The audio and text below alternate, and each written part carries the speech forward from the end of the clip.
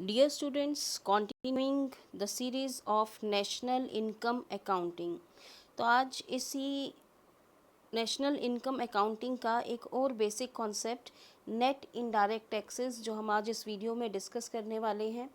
इसमें आप net indirect taxes क्या हैं, कैसे इनको कैलकुलेट करते हैं और नेशनल इनकम अकाउंटिंग में क्या रोल है एनआईटी का नेट इनडायरेक्ट टैक्सेस का, वो आप जानेंगे।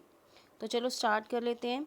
यहाँ देखिए, सबसे पहले आपको जानना होगा मार्केट प्राइस और फैक्टर कॉस्ट के बारे में। मार्केट प्राइस क्या है? Market price refers to the price at which product is actually sold in the market. ठीक है, मार्केट में एक्चुअल में जिस प्राइस पे कमोडिटीज़ बिक रही हैं, ठीक है, वो क्या है? मार्केट प्राइस है। It is refer to as market price. It includes taxes and excludes subsidies. ठीक है, इसमें क्या है? टैक्सेस इंक्लूड हैं और सब्सिडीज इसमें इंक्लूड नहीं है, वो इसमें से एक्सक्लूडेड हैं। ठीक है, अब जानेंगे फैक्टर कोस्ट को। Factor cost refers to the amount paid to the factors of production for their contribution in the production process. देखिए, फैक्टर कोस्ट क्या है?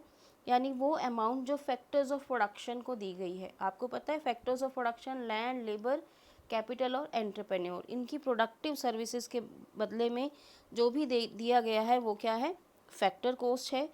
ठीक है, तो फैक्टर कोस्ट देखिए, फैक्टर कोस्ट और मार्केट प्राइस में डिफरेंस क्या है कि फैक्टर कोस्ट को आप फैक्ट्री कोस्ट लगा सकते हो। ठीक है, एक फैक्ट्री में मान लीजिए एक ब्लैंकेट है, उसका कोस्ट कितना है? ₹800 है। तो क्या मार्केट में आपको वो 800 में मिलेगा? नहीं मिलेगा, क्योंकि अभी तो उस पर क्या होना है? टैक्सेस भी इंक्लूड होना है। और अगर सरकार कोई सब्सिडीज़ जिन चीज़ों पे देती है तो उनमें से सब्सिडीज़ को भी माइनस करना होता है, तब हम मार्केट प्राइस को फाइंड आउट कर पाते हैं। तो इसमें देखो, अब नेट इनडायरेक्ट टैक्स क्या है? Net indirect tax refers to the difference between indirect taxes and subsidies. ठीक है, देखो, क्योंकि इकॉनमी में तो बहुत सारी चीज़ें हैं। ठीक है, बहुत सारी चीज़ों पे सरकार ने टैक्सेस लगाए हैं, तो बहुत सारी चीज़ों पे सरकार ने सब्सिडी भी दी है। तो नेट इनडायरेक्ट टैक्सेस आप कैसे फाइंड आउट करोगे?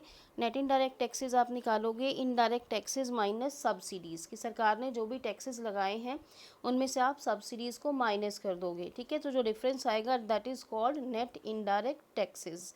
तो अब जो इनडायरेक्ट टैक्सेस हैं वो सब सम हो गए हैं जीएसटी में। अब देखो, इनडायरेक्ट टैक्स क्या है देखेंगे। Indirect tax refers to those taxes which are imposed by the government on production and sale of goods and services. Indirect taxes वो टैक्सेस हैं जो सरकार ने इम्पोज किए हैं फर्म्स पे प्रोडक्शन के लिए या फिर उन चीज़ों की सेलिंग पे इम्पोज किए हैं। एग्जाम्पल आपको दिया हुआ है जीएसटी।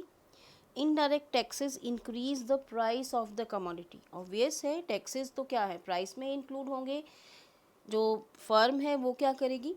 इन टैक्सेस को कॉस्ट ऑफ प्रोडक्शन में ऐड करके मार्केट प्राइस फाइंड आउट करेगी अपने प्रोडक्ट का। तो इस तरह से ये प्राइसेस को बढ़ा देते हैं इनडायरेक्ट टैक्सेस। अब देखेंगे सब्सिडीज़ क्या हैं। सब्सिडीज़ आर फाइनेंशियल ग्रांट्स और economic assistance given by the government to the producers and households. ठीक है, तो सब्सिडीज़ क्या हैं? वो फाइनेंशियल हेल्प है जो सरकार ने दी है प्रोड्यूसर्स को और हाउस होल्ड्स को। ठीक है, इनका मोटिव क्या होता है? With the motive of general welfare. सरकार एलपीजी सिलेंडर्स पे सब्सिडी देती है, सोलर प्रोडक्ट्स पे सब्सिडी दे रही है, सरकार फार्मिंग प्रोडक्ट्स पे सब्सिडी दे रही है। क्यों दे रही है? क्योंकि सरकार इन चीज़ों को बढ़ाना चाहती है, इसलिए सब्सिडीज़ दी जाती हैं। अब देखिए, सब्सिडीज़ का अफेक्ट क्या होगा। Subsidies reduce the price. ठीक है, जहाँ इनडायरेक्ट टैक्सेस प्राइसेस को बढ़ा देते हैं, वहीं पे जो सब्सिडीज़ हैं वो क्या करती हैं? प्राइसेस को कम कर देती हैं। अब देखेंगे relation between NIT, factor cost and market price. तो देखिए, मार्केट प्राइस आप कैसे फाइंड आउट करोगे? Market price is equal two factor cost plus NIT. ठीक है, एनआईटी क्या हो गया?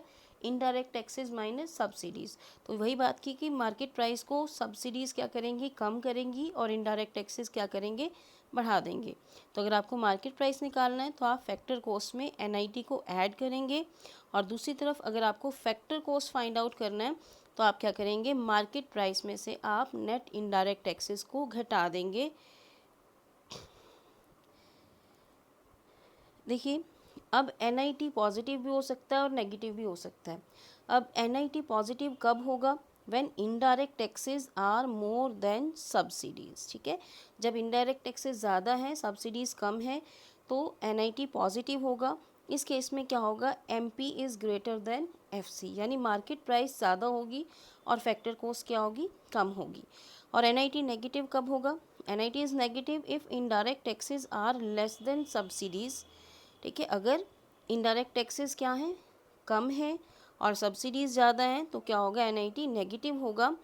और दूसरी तरफ या फिर क्या हो सकता है, इनडायरेक्ट टैक्सेस ज़ीरो हैं। अगर इनडायरेक्ट टैक्सेस ज़ीरो हैं, सिर्फ सब्सिडी है, तो भी क्या होगा, NIT नेगेटिव होगा। इस केस में क्या होगा, जो मार्केट प्राइस है वो कम होगी फैक्टर कॉस्ट से।